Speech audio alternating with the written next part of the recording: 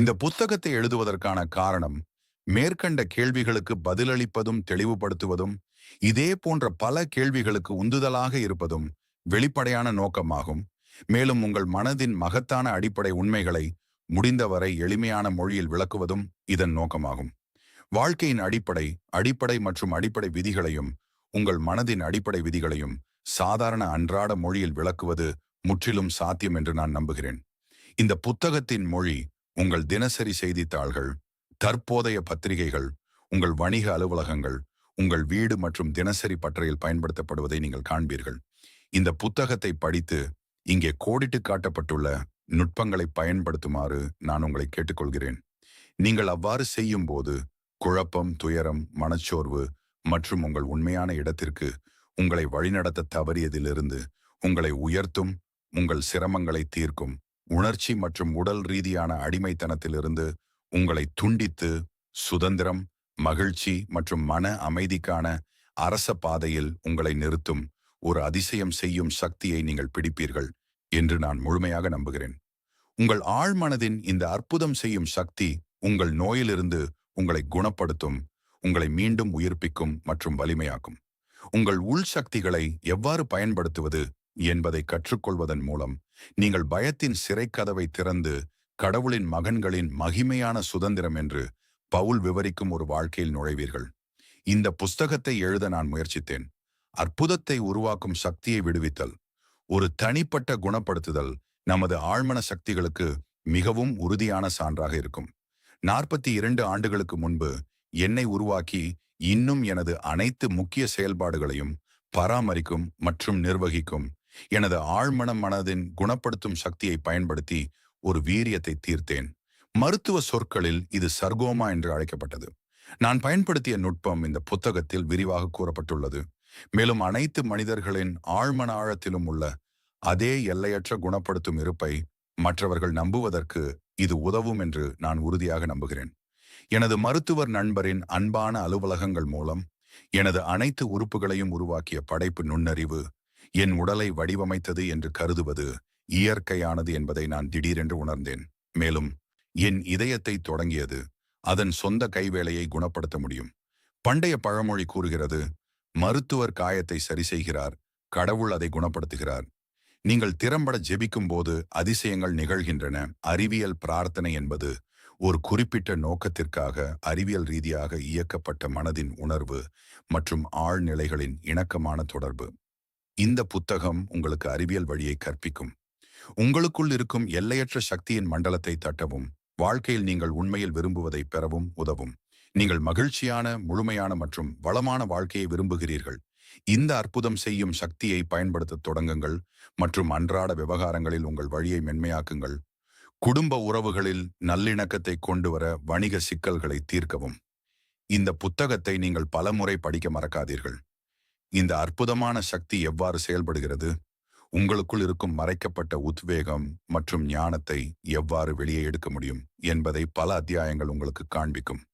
ஆழ்மனதை ஈர்க்கும் எளிய நுட்பங்களை கற்றுக்கொள்ளுங்கள். எல்லையற்ற களஞ்சியத்தை தட்டுவதில் புதிய அறிவியல் வழியை பின்பற்றுங்கள். இந்த புஸ்தகத்தை கவனமாகவும் ஆர்வமாகவும் அன்பாகவும் படியுங்கள். அது உங்களுக்கு உதவும் அற்புதமான வழியை நீங்களே நிரூபித்துக் கொள்ளுங்கள். அது நடக்கலாம். அது உங்கள் வாழ்க்கையின் திருப்பு முனையாக இருக்கும் என்று நான் நம்புகிறேன். எல்லோரும் ஜெபிக்கிறார்கள். திறம்பட ஜெபிக்க உங்களுக்கு தெரியுமா? உங்கள் அன்றாட நடவடிக்கைகளின் ஒரு பகுதியாக நீங்கள் ஜெபித்து எவ்வளவு காலமாகிறது? அவசர காலத்தில், ஆபத்து அல்லது பிரச்சனையின் போது, நோயின் போது மற்றும் மரணம் பதுங்கி இருக்கும் போது உங்கள் சொந்த மற்றும் நண்பர்களிடமிருந்து பிரார்த்தனைகள் பொங்கி எழுகின்றன. உங்கள் தினசரி செய்தித்தாளை படியுங்கள். குணப்படுத்த முடியாத நோயால் பாதிக்கப்பட்ட ஒரு குழந்தைக்காக, நாடுகளுக்கு இடையே அமைதிக்காக, வெள்ளத்தில் மூழ்கிய சுரங்கத்தில் சிக்கிய சுரங்கத் தொழிலாளர்களின் குழுவிற்காக நாடு முழுவதும் பிரார்த்தனைகள் மேற்கொள்ளப்படுவதாக கூறப்படுகிறது. பின்னர் மீட்கப்பட்ட போது சுரங்கத் தொழிலாளர்கள் மீட்புக்காக காத்திருக்கும் போது ஜெபித்ததாக கூறப்படுகிறது. ஒரு விமான பைலட் அவசரமாக வெற்றிகரமாக தரையிறங்கிய போது ஜெபித்ததாக கூறுகிறார். நிச்சயமாக ஜெபம் என்பது பிரச்சனையின் போது எப்போதும் இருக்கும் உதவி. ஆனால் நீங்கள் காத்திருக்க வேண்டியதில்லை. ஜெபத்தை உங்கள் வாழ்க்கையின் ஒருங்கிணைந்த மற்றும் ஆக்கபூர்வமான பகுதியாக மாற்றுவதற்கான பிரச்சனைக்கு ஜேபத்திற்கான வியத்தகு பதில்கள் தலைப்புச் செய்திகளாகின்றன, மேலும் ஜேபத்தின் செயல்திறனுக்கான சாட்சியங்களின் பொருளாகின்றன. குழந்தைகளின் பல தாழ்மையான பிரார்த்தனைகள், எளிமையானவை, தனிநபர் கடவுளுடன் ஒற்றுமையை மட்டுமே தேடுகிறார். தினமும் மேஜையில் எனது கிருபையின் நன்றி செலுத்துதல், மக்களுடன் இணைந்து செயல்படும் உண்மையுள்ள பக்திகள், ஜெபத்திற்கான பல்வேறு அணுகுமுறைகளை படிப்பதை அவசியமாக்கியுள்ளன. எனது சொந்த வாழ்க்கையில் ஜெபத்தின் சக்தியை நான் அனுபவித்திருக்கிறேன். மேலும் ஜெபத்தின் உதவியை அனுபவித்த பலருடன் நான் பேசி வேலை செய்துள்ளேன். பொதுவாக பிரச்சனை என்னவென்றால், மற்றவர்களுக்கு எப்படி ஜெபிக்க வேண்டும் என்று சொல்வது.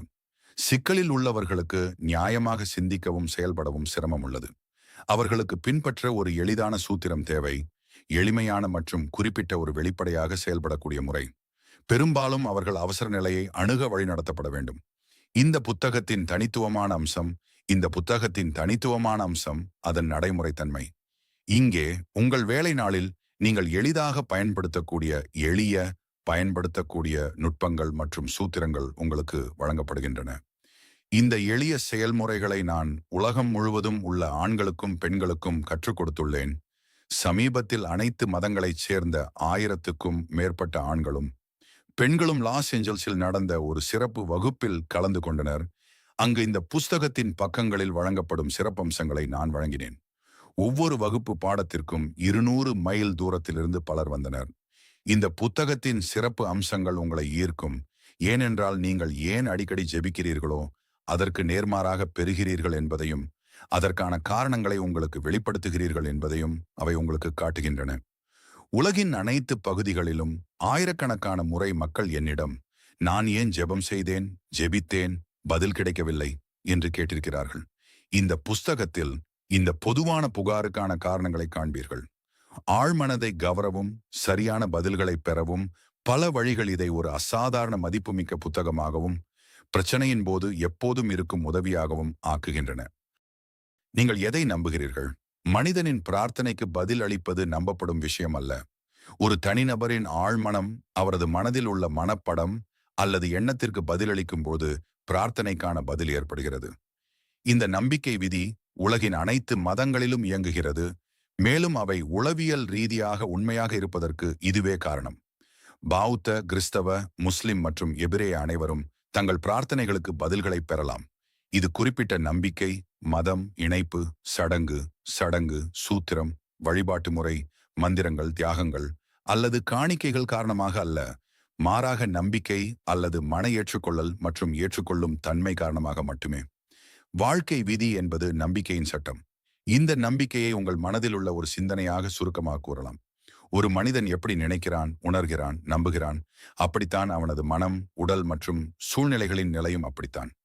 நீங்கள் என்ன செய்கிறீர்கள், ஏன் செய்கிறீர்கள் என்பதை புரிந்து கொள்வதன் அடிப்படையில் ஒரு நுட்பம், ஒரு வழிமுறை வாழ்க்கையின் அனைத்து நல்ல விஷயங்களையும் ஆழ்மனதில் கொண்டு வர உங்களுக்கு உதவும். அடிப்படையில் பதிலளிக்கப்பட்ட பிரார்த்தனை என்பது உங்கள் இதயத்தின் விருப்பத்தை நிறைவேற்றுவதாகும். ஆசை என்பது பிரார்த்தனை.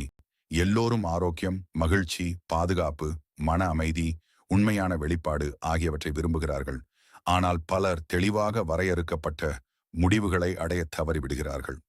ஒரு பல்கலைக்கழக பேராசிரியர் சமீபத்தில் என்னிடம் ஒப்புக்கொண்டார், நான் என் மனநிலையை மாற்றி என் உணர்ச்சி வாழ்க்கையை திருப்பிவிட்டால் என் புண்கள் மீண்டும் வராது என்று எனக்கு தெரியும். ஆனால் எனக்கு எந்த நுட்பமோ செயல்முறையோ அல்லது செயல்பாட்டு முறையோ இல்லை. என் மனம் என் பல பிரச்சனைகளில் முன்னும் பின்னுமாக அலைகிறது. நான் விரக்தி அடைந்தேன், தோற்கடிக்கப்பட்டேன், மகிழ்ச்சியற்றவனாக உணர்கிறேன். இந்த பேராசிரியருக்கு பரிபூரண ஆரோக்கியத்திற்கான ஆசை இருந்தது. அவரது மனம் செயல்படும் விதம் பற்றிய அறிவு அவருக்கு தேவைப்பட்டது. அது அவரது விருப்பத்தை நிறைவேற்ற உதவும். இந்த புஸ்தகத்தில் கோடிட்டு காட்டப்பட்டுள்ள குணப்படுத்தும் முறைகளை பயிற்சி செய்வதன் மூலம் அவர் முழுமையானவராகவும் பரிபூரணமாகவும் ஆனார். எல்லா தனிப்பட்ட மனிதர்களுக்கும் பொதுவான ஒரு மனம், எமர்சன்.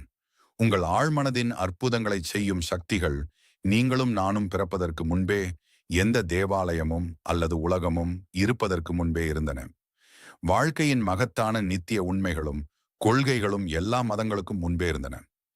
இந்த எண்ணங்களை மனதில் கொண்டு பின்வரும் அத்தியாயங்களில் மன மற்றும் உடல் காயங்களை கட்டும், பயம் நிறைந்த மனதிற்கு சுதந்திரத்தை அறிவிக்கும், வறுமை, தோல்வி, துயரம், பற்றாக்குறை மற்றும் விரக்தியின் வரம்புகளிலிருந்து உங்களை முழுமையாக விடுவிக்கும் இந்த அற்புதமான மாயாஜால மாற்றும் சக்தியை பற்றி கொள்ளுமாறு நான் உங்களை வலியுறுத்துகிறேன்.